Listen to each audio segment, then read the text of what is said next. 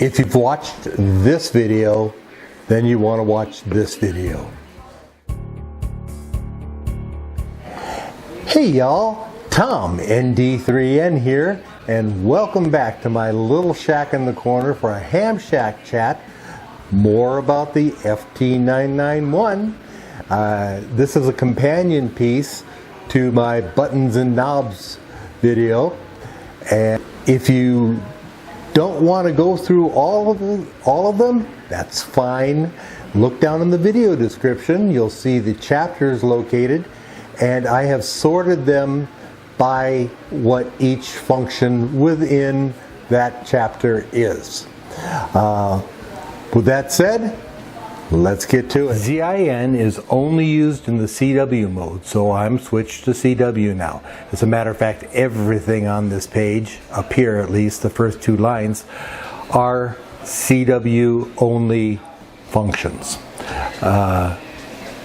It causes the receiver to automatically zero in, ZIN, or zero beat the incoming signals. In other words, it transmits matches your transmit with your receive CW frequency. Spot provides a tone at your beat frequency oscillator frequency or your offset frequency. To use it, make sure your monitor is on, then press and hold spot while adjusting your clarifier knob. That's the CLAR knob over on the right side of the tuning dial. This is really more of a manual version of the ZIN. Pitch adjusts the frequency of the beat frequency oscillator from 300 to 1500 Hertz. Now I prefer 800, so that's what I've got it set at. You adjust it by selecting it as so and using the knob below to adjust your frequency. You can adjust it for anything that is comfortable to you.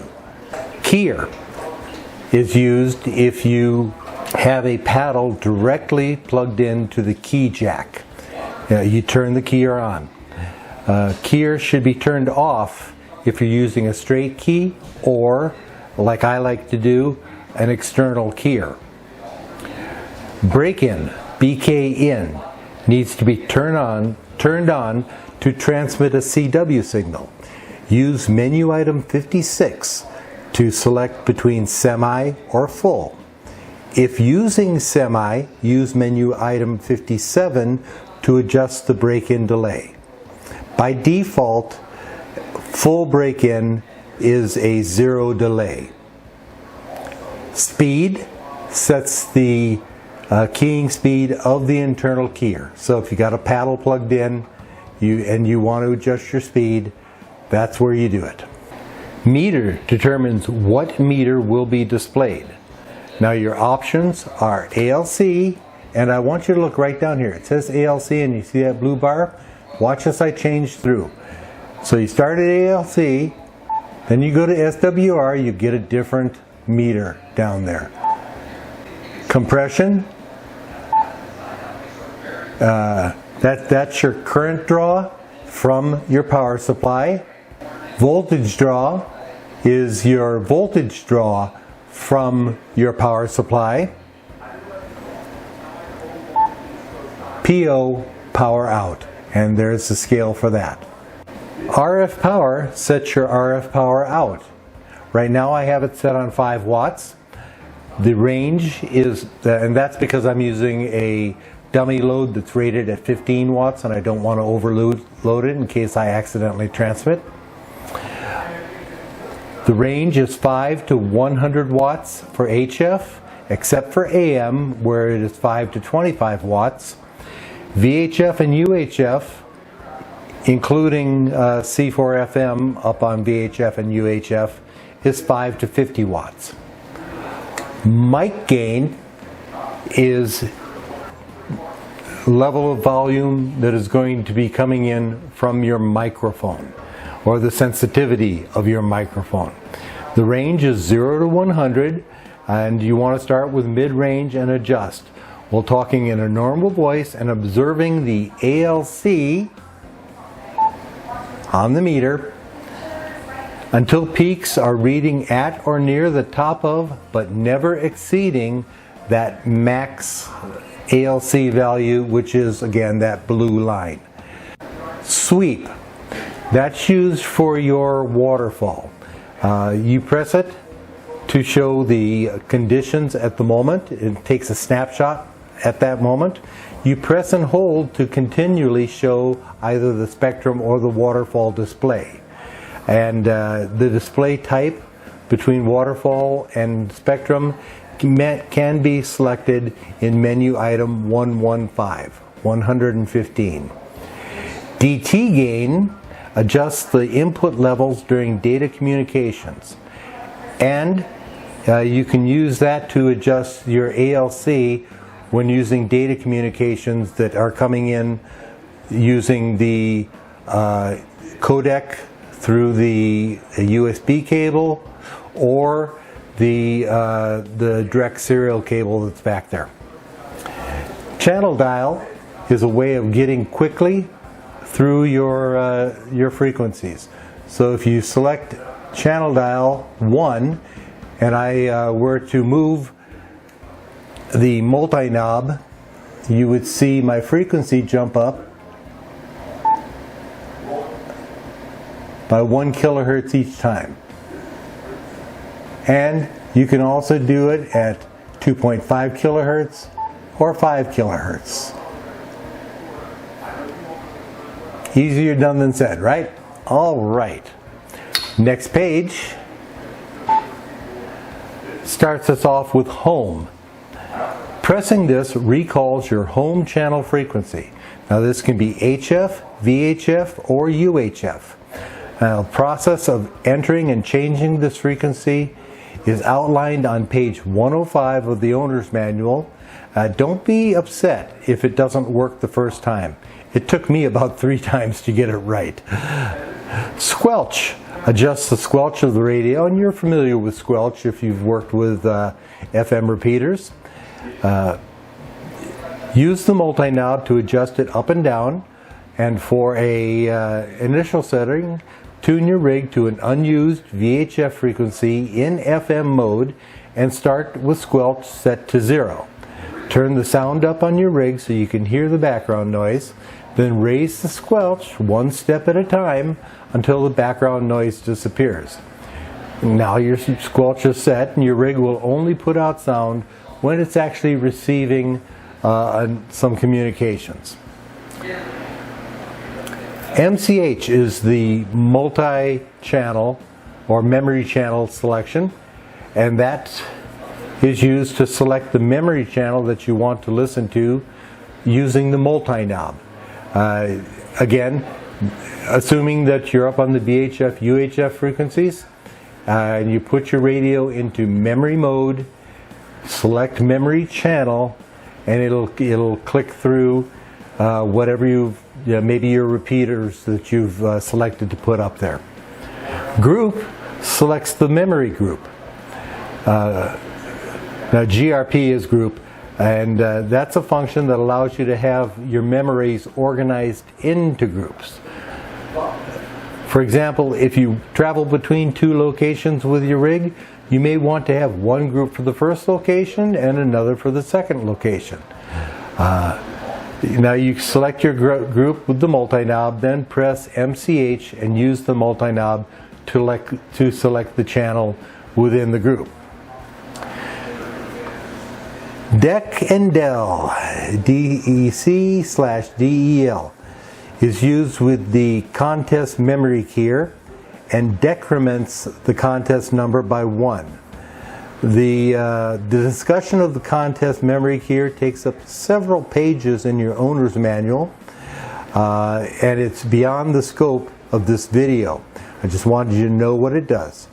Now if you want to review this, you can go to the contest memory description, which starts on page 86 of your owner's manual, and it will be the subject of a future video. Scan.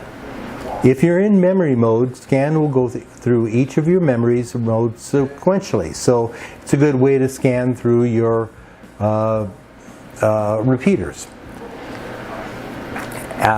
If you are in DFO mode, you can press scan and you'll see that I'm actually now scanning up. Press it again to stop it. I've stepped up to a memory channel that I have in here so I can discuss some of the programming capabilities. First off, we'll start up here. When programming a repeater, you use the RPT, which now normally your rig is set up to use the standard offsets, plus, minus, simplex, whatever. But sometimes the repeater owners don't necessarily follow the standard. So if you have a case like that, the RTP overrides the radio programming, and each press of the RPT will cycle through simp, plus, minus, and then back to simp, or simp is simplex. Rev is used with repeaters, so it temporarily reverses the transmit and receive frequencies, and it's useful if you're having a conversation with someone on a repeater and then you want to quickly check to see if you're close enough for a direct chat, freeing the repeater up for other people who aren't close enough. Squelch off. That temporarily turns the squelch over your radio down to 0. And that way you can see if there's any weak signals that just can't break through your squelch availability. T.CALL, or tone calling, is not used very much, if at all, in the United States. But more widely, if you go outside of the US, especially in European countries, many of their repeaters require a 1750 Hz audio tone to open a repeater. So you press and hold the T.CALL to open the repeater, then you release the T.CALL button and use the PTT on your mic as normal. You might have to reset that if there's enough of a break where the repeater resets itself. Tone DCS.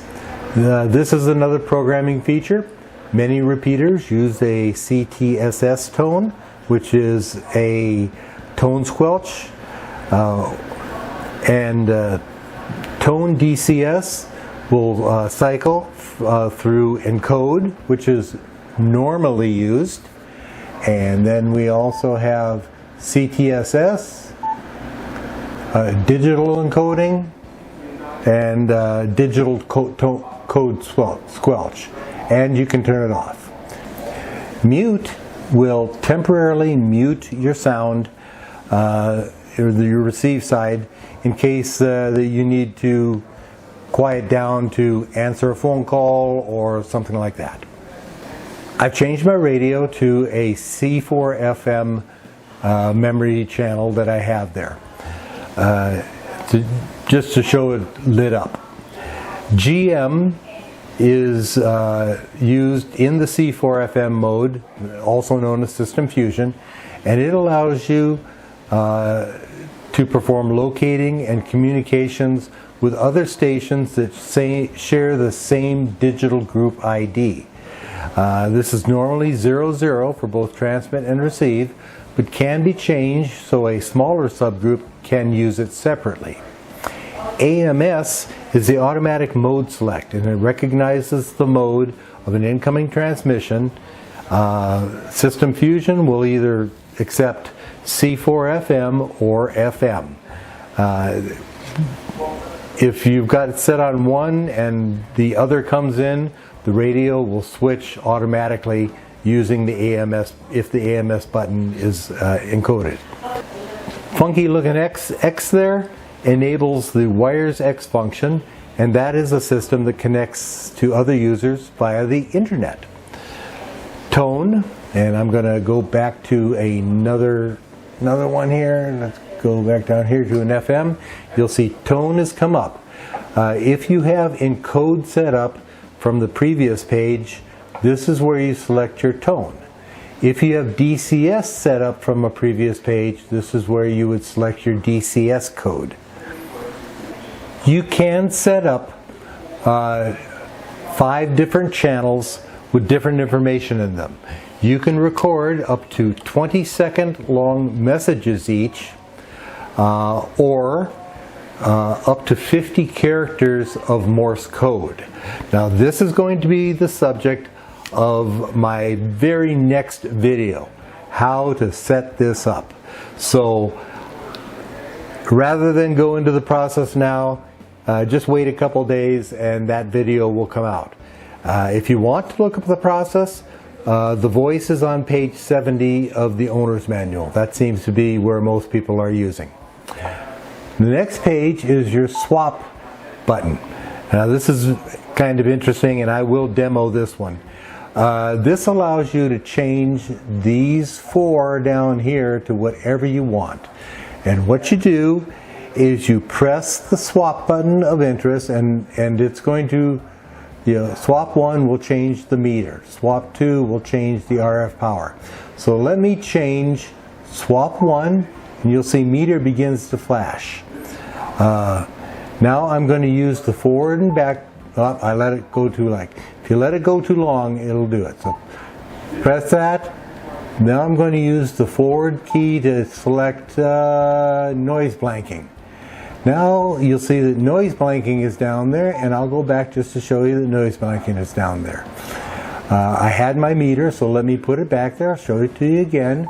There, I'm going to go through until I find my meter. Select it. Now I can go back and show you that that's worked. Narrow and wide selects between the narrow and wide IF DSP digital signal processor filter width. It's dependent on the selected operating mode, so here's a chart that shows the different widths associated with the operating modes. Noise blanker, NB. The noise blanker reduces short-term duration pulse noise such as switching transitions, car ignitions, and power line noise. Now menu item 25 sets the noise blanker level on a scale of 1 to 10, with 5 as the default. Menu item 24 sets the noise blanker rejection at levels of 10 dB, 30 dB, or 50 dB. Adjust both menu items for your conditions. AGC is the automatic gain control, and it's selectable by pressing the AGC repeatedly. And you'll cycle through auto, which is where I have mine, fast, mid, and slow, and then back to auto. Press and hold the AGC to turn the AGC off. Menu item 1 sets the fast delay between 20 and 4,000 milliseconds, with 300 milliseconds as the default. Menu item 2 sets the mid-level delay to between 20 and 4,000 milliseconds, with 700 milliseconds as the default.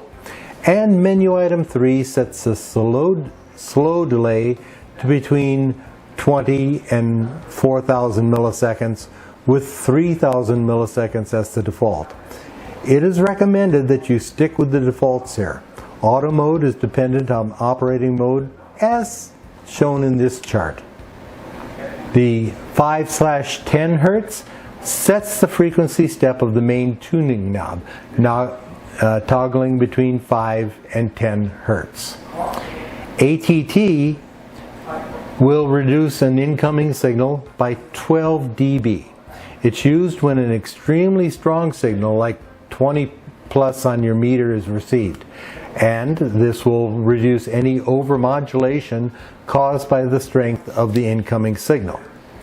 The IPO is the intercept point optimization, which on most other rigs would be called the preamplifier. Pressing the IPO button repeatedly cycles between amp 1, which provides about 10 dB of low distortion preamplification, and this is on the receive side, amp 2, which provides about 20 dB of preamp, and IPO, which bypasses the preamp. it then goes, it's a cycle, it goes back to amp 1. It's recommended that the IPO used setting be used on the 10 meter and lower frequency band. And note that ATT discussed previously and IPO can be used jointly to optimize your signal. Notch. This is your IF notch filter. It's very useful in suppressing any nearby strong signals that are overwhelming your AGC. Press notch and a frequency will be shown. This is your audio frequency, and then you can use the multi-knob to adjust it up or down to cover the interfering signal. You can set your notch to wide or narrow using menu item 114. I prefer using narrow, but as always, your mileage may vary. CONT is the contour function and adjusts the contour of the frequencies around a signal. Use the multi-knob to get the most natural sounding audio of the incoming signal. The contour function, attenuation, and bandwidth can be set in menu items 112 and 113 respectively. Attenuation can be set on a scale of -40 to 20 with a default setting of -15, and bandwidth can be set on a scale of 1 to 11 with a default of 10. Don't make me make a joke about tuning it up to 11. DNR is digital noise reduction, which will reduce the level of ambient noise on the HF and 6 meter bands. Press DNR to turn it on and use the multi-knob to select the best of 15 noise reduction algorithms. They actually have 15 different algorithms in there, so it doesn't necessarily increase or decrease. So go through all of them to determine the best setting for whatever noise is currently being heard. DNF is the digital notch filter. If the IF notch filter just discussed isn't sufficient to reduce a strong audio interfering signal, the DNF may be able to reduce the noise. This is an auto notch filter, and it has no controls other than on or off. Shift moves the digital signal processor, or DSP, frequency up or down using the multi-knob without changing the pitch of the incoming signal.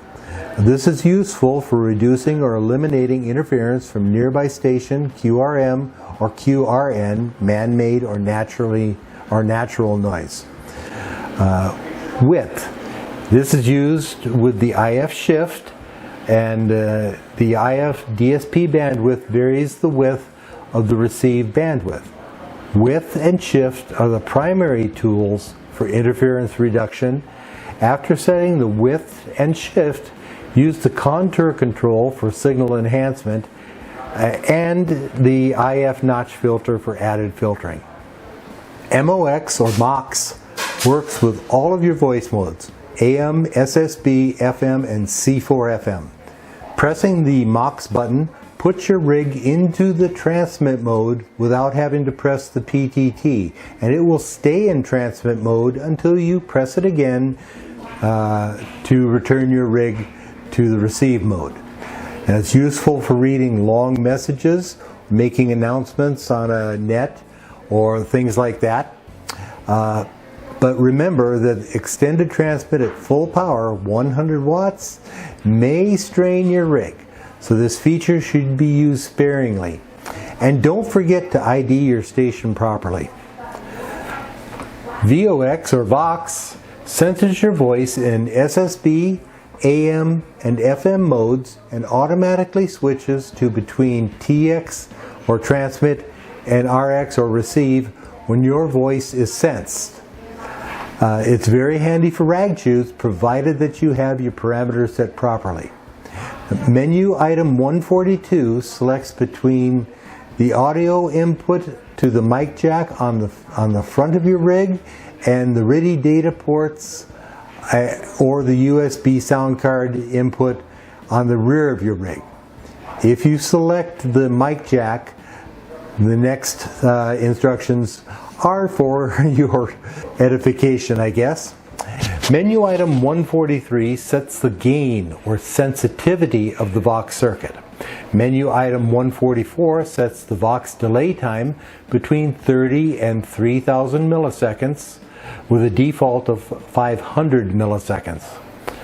This is the time that your rig will stay and transmit after you stop speaking. Menu item 145 is the anti-Vox gain, which adjusts the Vox circuit so a transmit will not be triggered because of sound coming from the radio speaker. Now, if you've selected up in menu item 142 the RIDI data stuff, then items 146, 147, and 148 are the data Vox gain, data Vox delay, and anti-data Vox gain respectively. They're used during the sending of data such as PSK, RIDI, and so on that are input into the RIDI data jack and the USB port in the rear of the rig.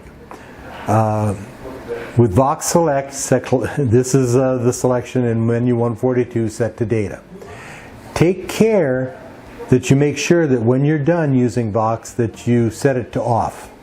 There have been many embarrassing conversations sent out accidentally because people forgot to do this. Don't ask me how I know. APF is the audio peak filter and is used only in CW mode operations, so I've changed the radio to CW. It may be set to narrow, medium, or wide using menu item 111 or 111. Pressing APF to turn it on will display a frequency offset in hertz, where 0 hertz is your beat frequency. That's you set back in the pitch function. You can use the multi-knob to offset the APF in 10 hertz steps up and down to optimize the signal-to-noise ratio of an incoming signal. Back to the lower sideband mode, and to show you Moni or monitor. It provides you with the ability to monitor your output audio. Now I use it when I'm using FT-8, FT-4, or PSK31. It can also be used to monitor your voice while wearing a headset to ensure that you are not over-processing or clipping because your mic input is set too high. Of course, you can watch your meter for these indications as well. Press the Moni button to turn it on and use the multi-knob to adjust it to a comfortable listening level. Mic EQ. Now, before engaging the parametric microphone equalizer, be sure to set your mic gain as described on page 61 of your owner's manual. In short, make sure your meter's on ALC and adjust your mic while you're talking to the appropriate level. The FT-991A has a 3-stage parametric equalizer that will adjust your voice output for normal operations and a separate one for when you have your voice processor on. I did a video up on top there, and if you're going to do normal ops, the menu items to adjust are items 119 through 127. And if you're going to do your processor on, those menu items are 128 through 136. These settings will be different for different mics, different voices, different headsets. So, you know, what works for your wife might not work for you. What works for your buddy down the street might not work for you. If you're using the handheld mic that came with the rig, you're going to have different settings than if you're using a high quality headset. The processor, PROC, you turn that on and off to adjust the processing level. The parametric equalizer with speech processing on will be what you use. Use the multi-knob while watching the voice compression on your meter and monitoring using the Moni function in your best voice. In other words, listen to yourself. By the way, I usually don't use the speech compression as I think my voice sounds just fine without it, and a lot of people I hear have it set wrong. So if you're going to use it, make sure you're setting it right. As always, your mileage may vary. And those are the functions on the FT-991A. I hope you've enjoyed this video as much as I enjoyed putting it together for you. And just a reminder that if you go down into the video descriptions and you need to review something, you can look up which functions were in which chapter, so that way you don't have to watch through or drag across the screen to find it. You can just push the little blue time button and it'll take you right to that chapter. Please take this moment and give me a like. Please share this with your friends and family, and let's extend this out to social media too.